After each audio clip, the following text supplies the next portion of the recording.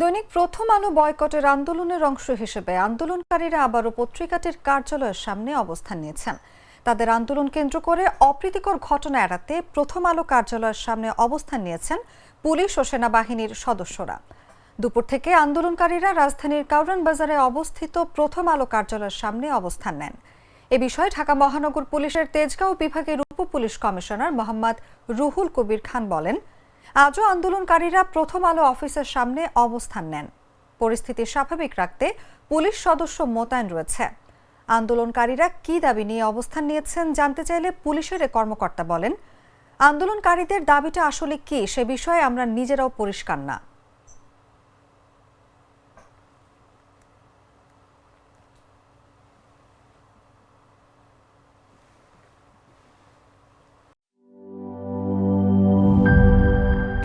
Sir, আমাদের নতুন product sixers দেখতে তো ভালো, খেতেও ভালো। তুমি একটু বেশিই বলো। জানি স্যার, বিশ্বাস করবেন না, তাই সুপার স্লো মোশন ক্যামেরা নিয়ে এসেছি। দেখেন স্যার, চকলেট পিনাট ক্যারামেল ও নোগাটের দারুণ কম্বিনেশন এলো সিক্সার্স চকলেট কোটেড বার। পুরোটা এনার্জি।